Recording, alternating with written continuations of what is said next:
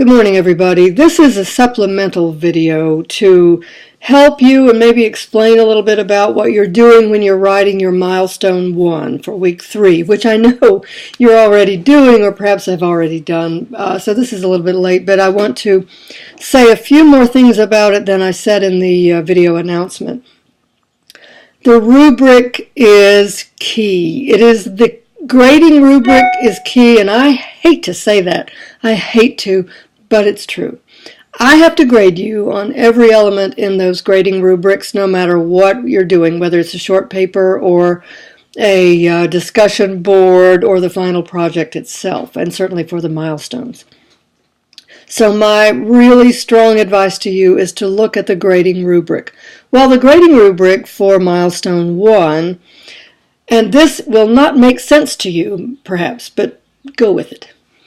The grading rubric for Milestone One asks that you describe the hierarchical structure for federal, state, and local courts. Now,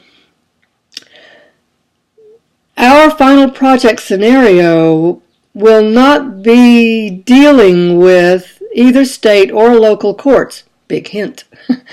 It will only be dealing with the federal courts, but that's okay because Milestone One is an exploratory exercise and a sort of process of elimination for you.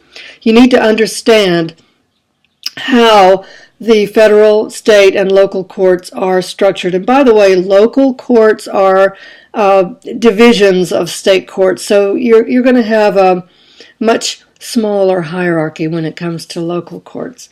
There may only be one or two.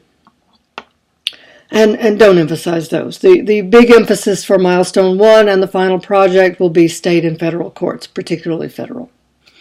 Then you're going to talk in your Milestone One also about a couple of concepts that I talked to you about in the announcement video and in the written announcement.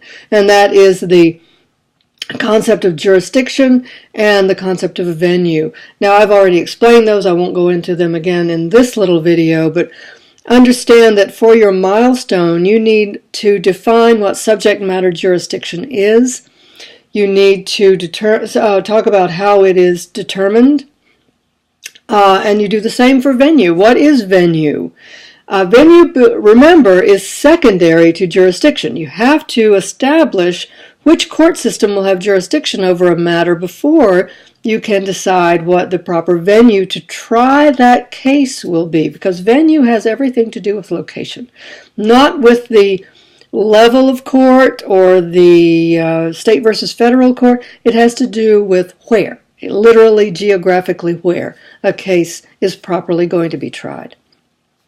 Now, venue is established in civil cases very differently than it is in a criminal case. Our final project scenario is a criminal case.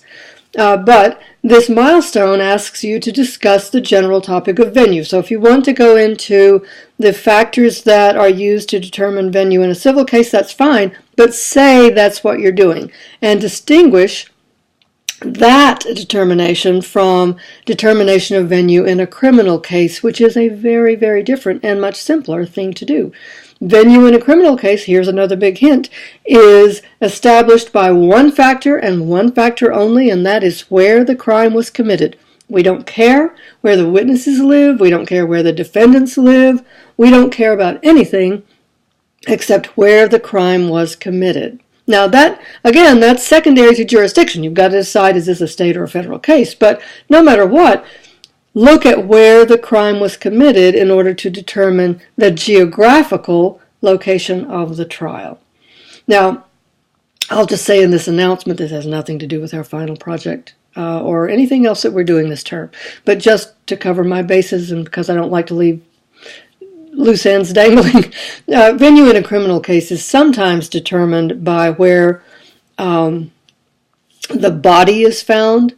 If you are dealing with a murder and you don't know where the murder was committed, but you do know where the body was found, then the venue will be where the body was found. But that is a very narrow exception to that general criminal venue principle.